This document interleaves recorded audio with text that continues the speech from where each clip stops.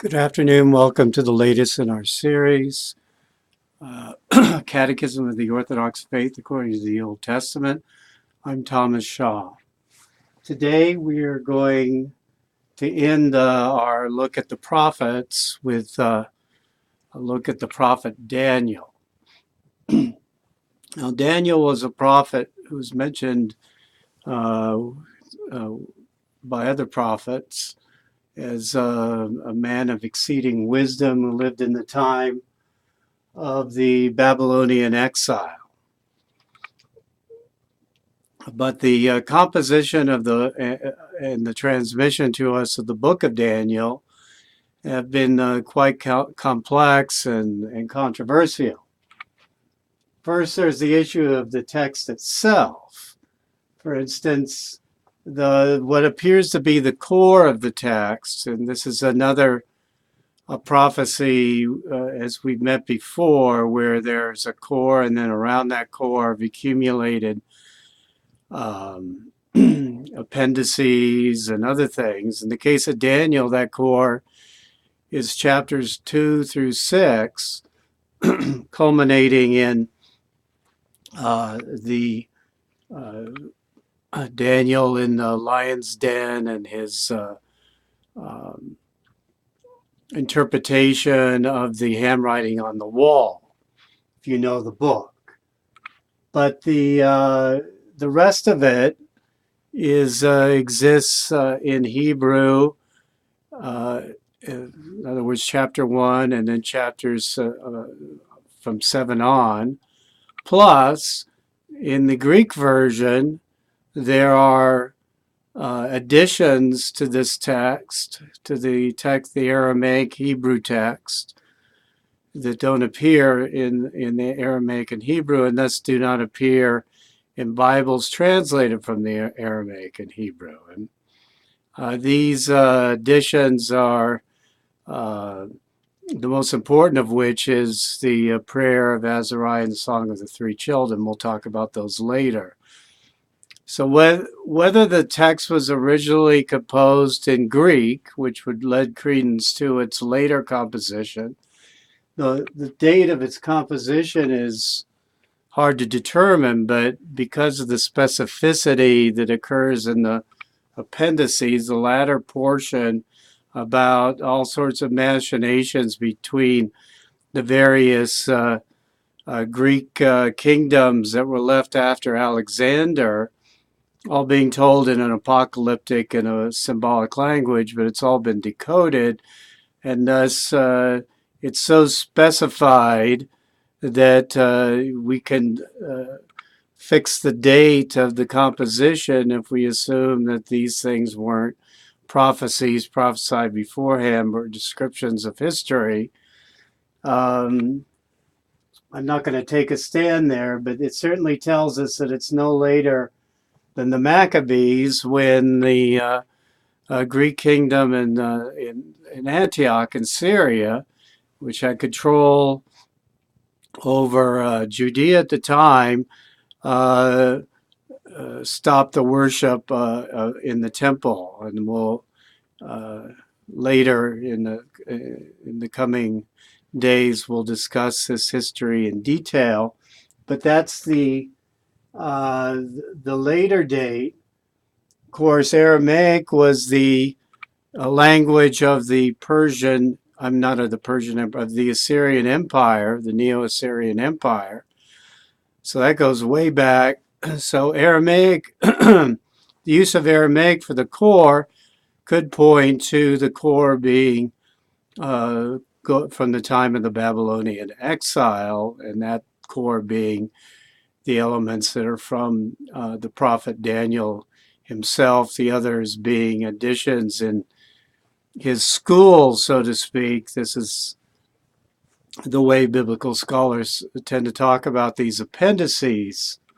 I'll leave these decisions to everybody to make on their own, but certainly because we're going to be talking about some very specific prophecies and revelations about Christ, the important point to make is that the latest part of the book of Daniel comes from about the mid-2nd century.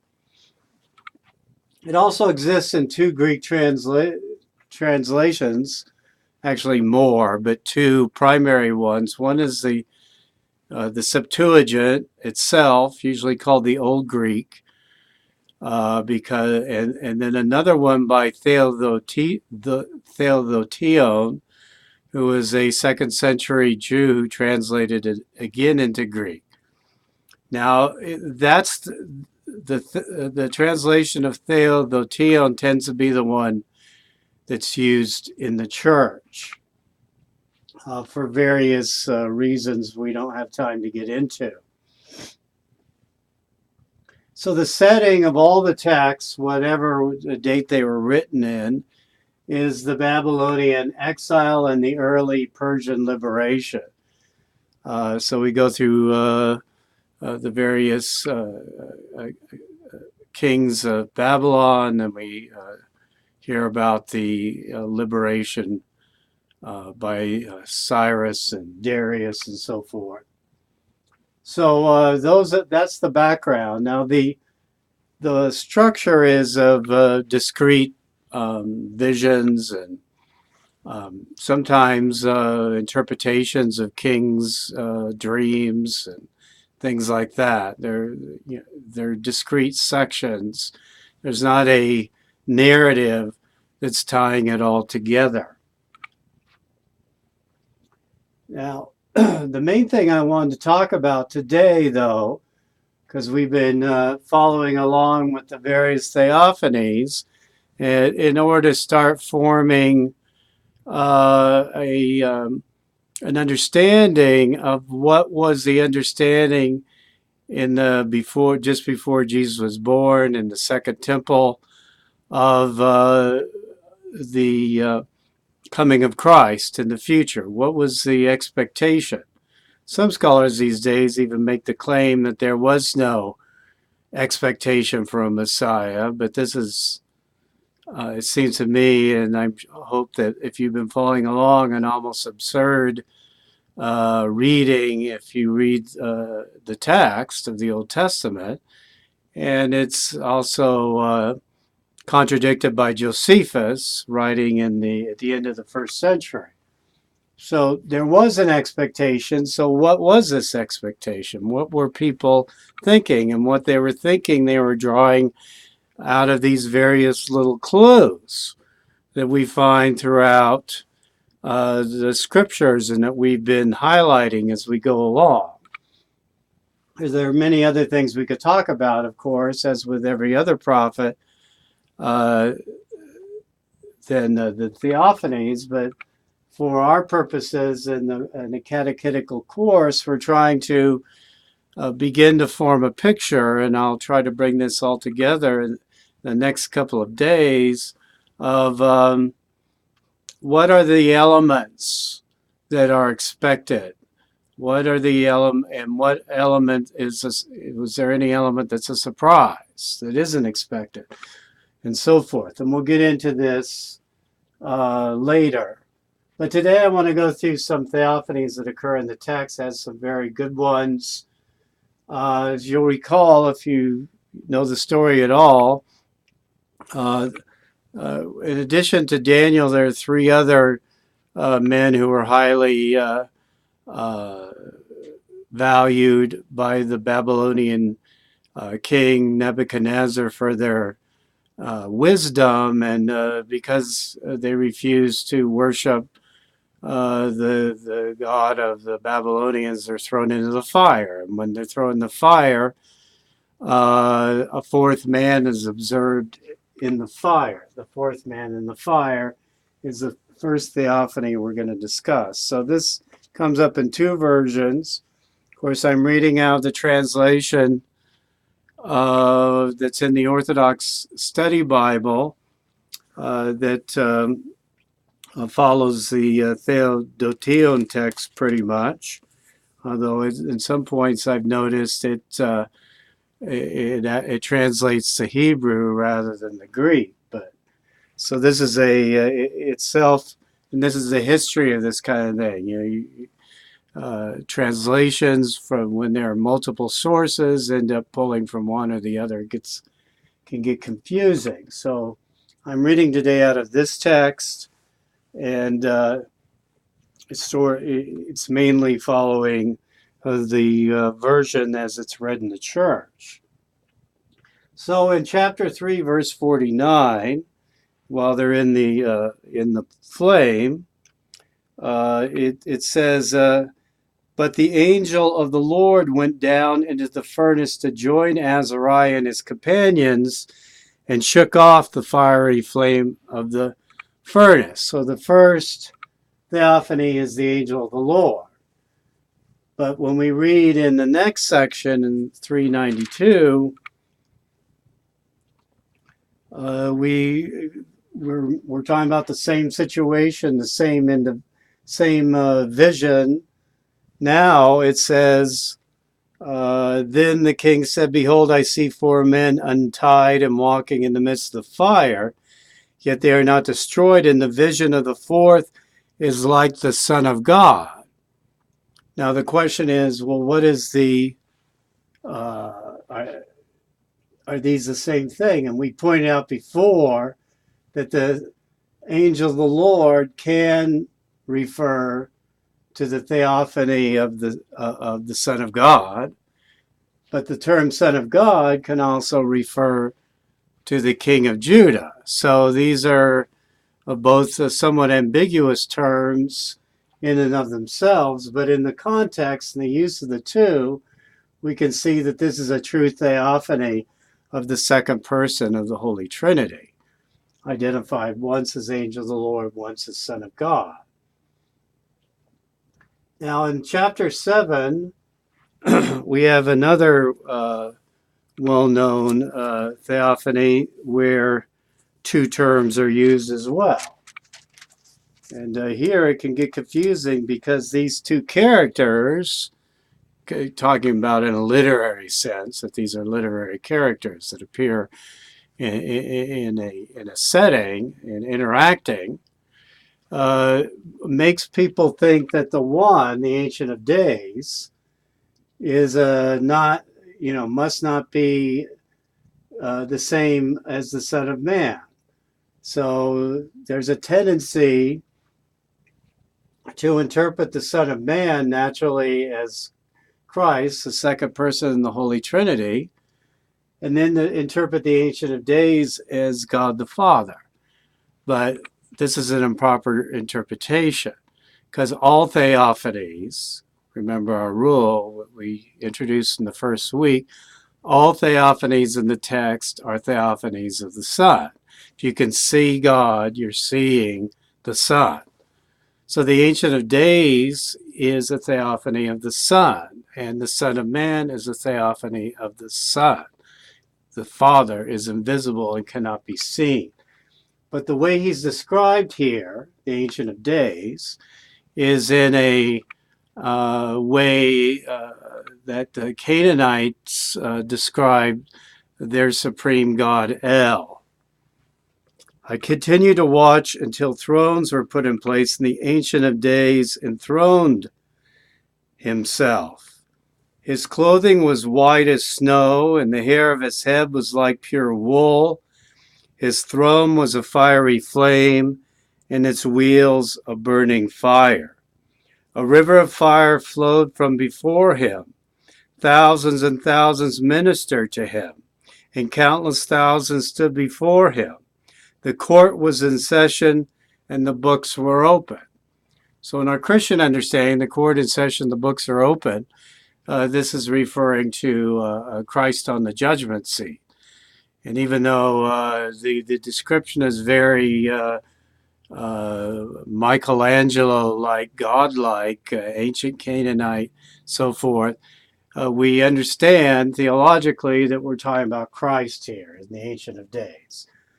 And it must be made clear, and since this is a catechetical course, that at no time can the Father be pictured in an icon on the ceiling of the Sistine Chapel or any other way. Now, we do find, as a matter of fact, icons. The church I was chrismated in, that I first went to the Divine Liturgy in, rather, St. Sophia's in Los Angeles, has an icon where you see the Father on the throne, the Son enthroned next to him.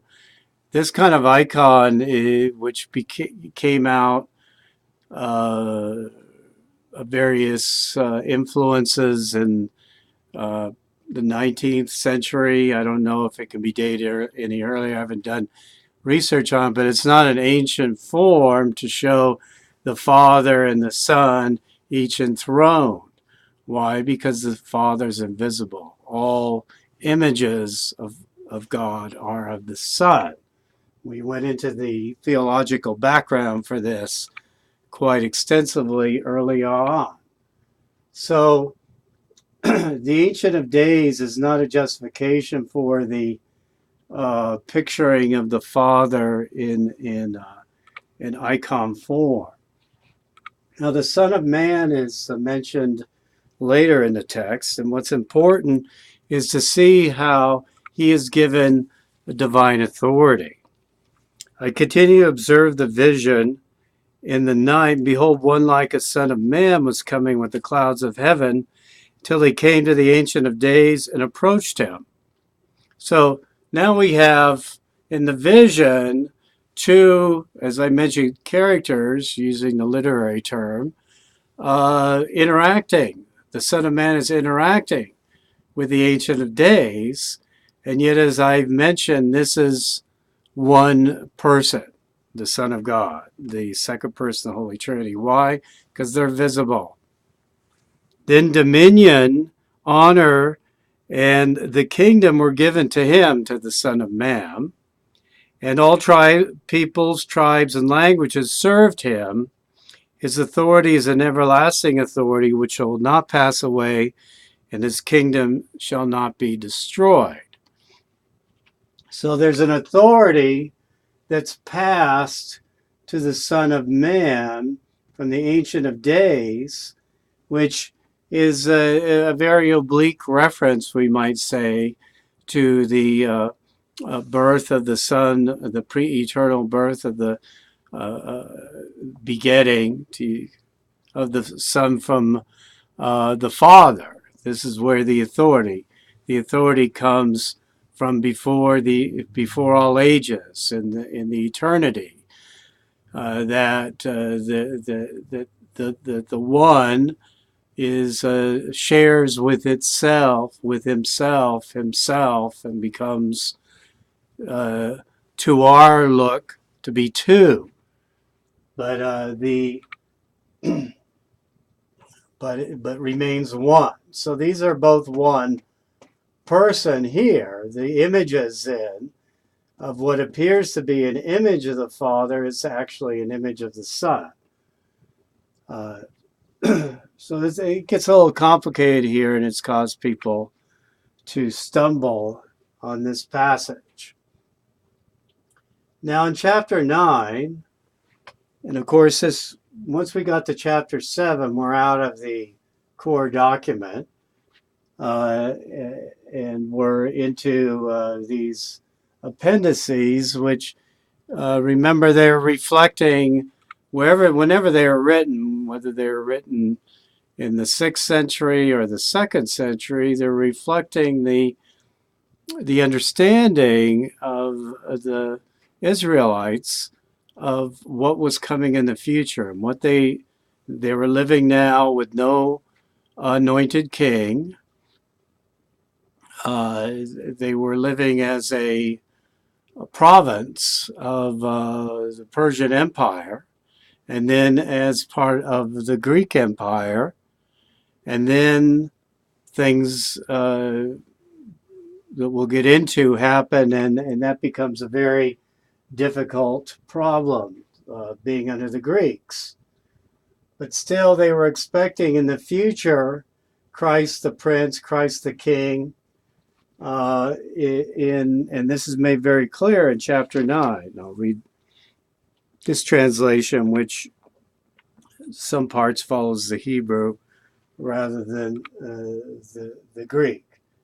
So that's we're going to read 9:24 through 27. These are rather long verses. Now, this is the prophecy of the 70 weeks, and what this is talking about is a period from the founding of the Second Temple sometime in the late 6th century. So that would put it in the 520s, let's say, or something like that, to the coming of Christ the Prince is a period of 70 weeks. It's a period of 490 years. Now, Christ comes more than 490 years after the founding of the Second Temple.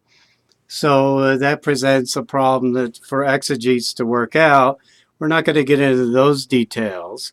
But keep in mind, and we talked earlier, that numbers are used in a very symbolic way. And trying in this whole game of people who love to work these things out, they're always being shown to fail, right? When they predict that the now is the time of the tribulation, now is the time that Christ is going to return, giving some date. These dates always come and go. And so people's don't have a good understanding of what these things mean, if they can be worked out to mean anything. In 70 weeks just means a fulfillment, that things will come to fruition. And when things come to fruition, and it was, maybe 30 years difference from the 70 weeks, Christ the Prince comes.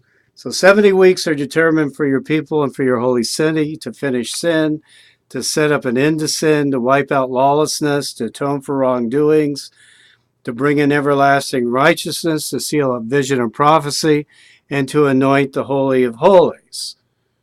Well, that's quite a laundry list of things that the people are supposed to be doing through the Second Temple era.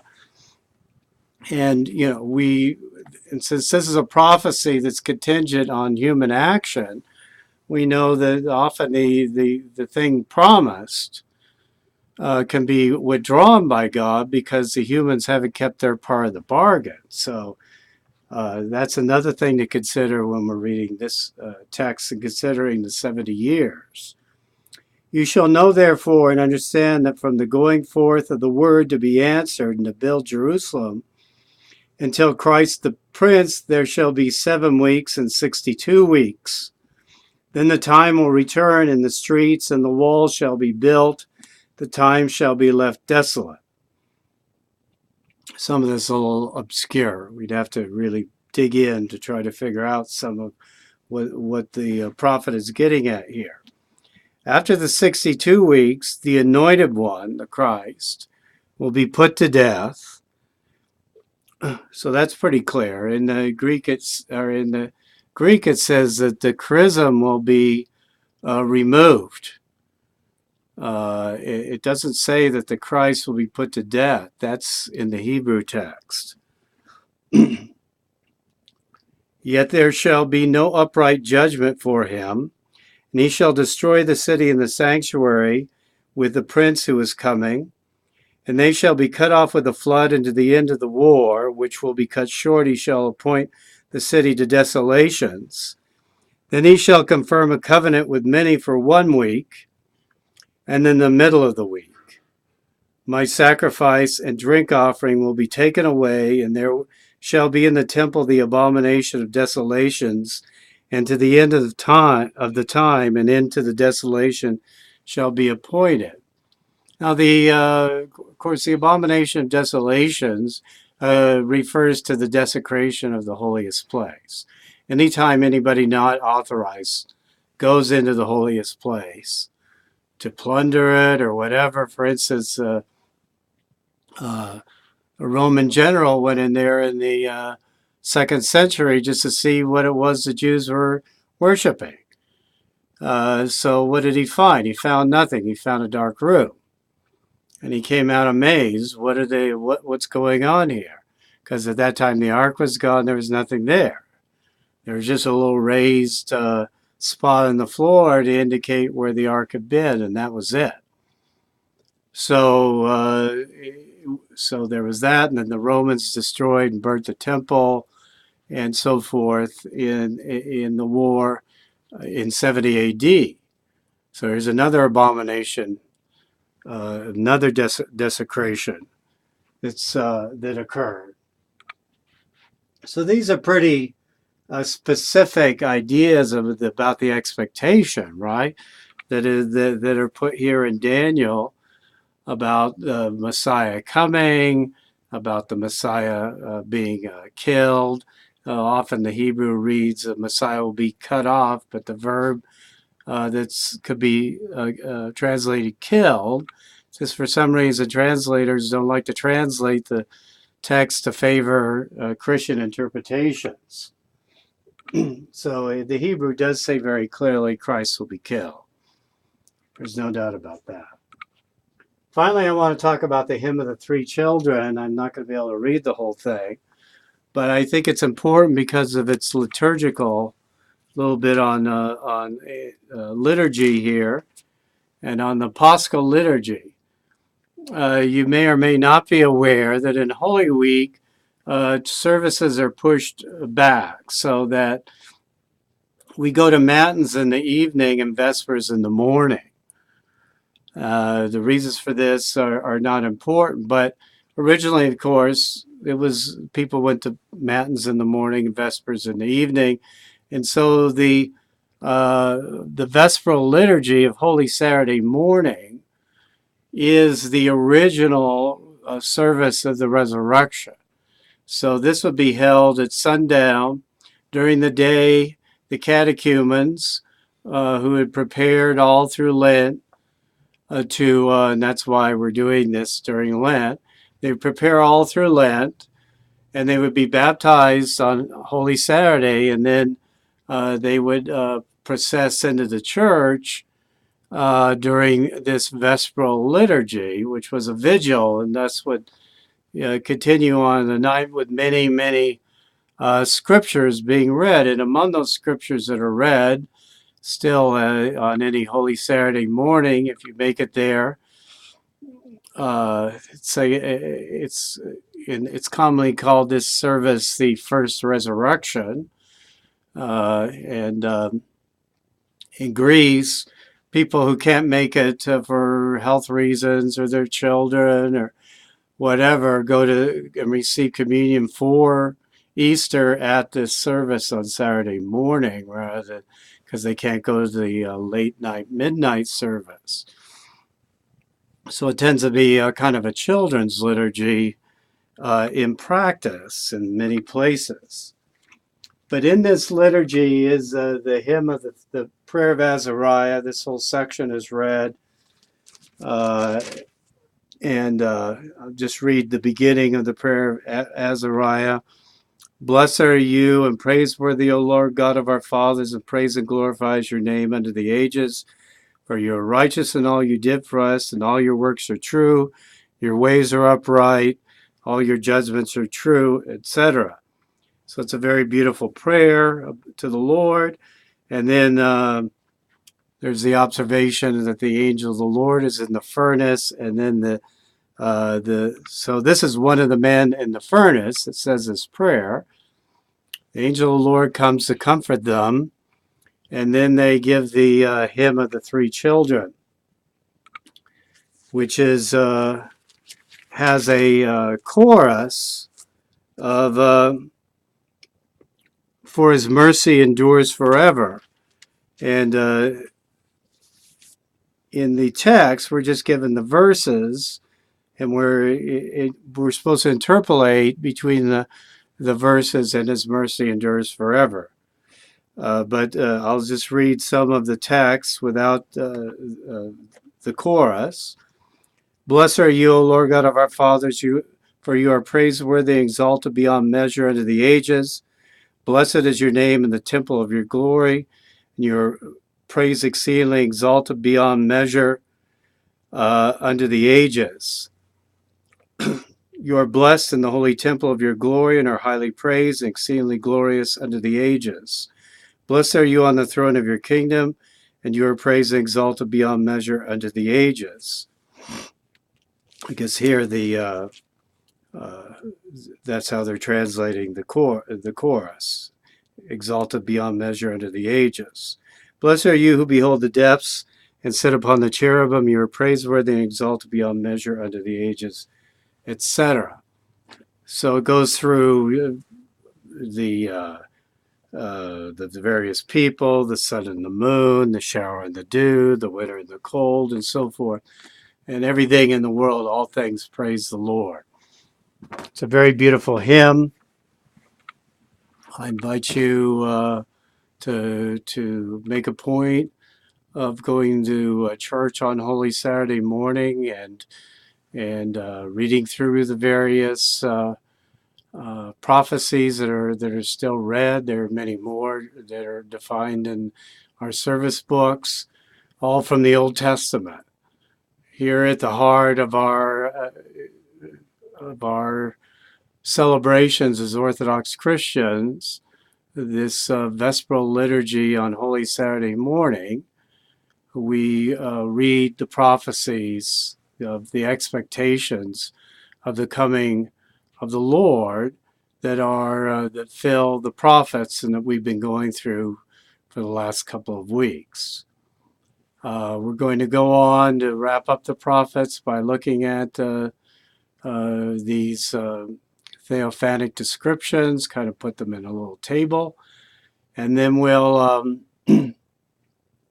talk about a little bit about the theology of time, a kind of technical issue which is helpful to understand our core phrase in our liturgy: glory to the Father and the Son and the Holy Spirit, now and ever and unto the ages of ages. And we want to understand exactly what we're saying there, so we'll analyze that on Sunday.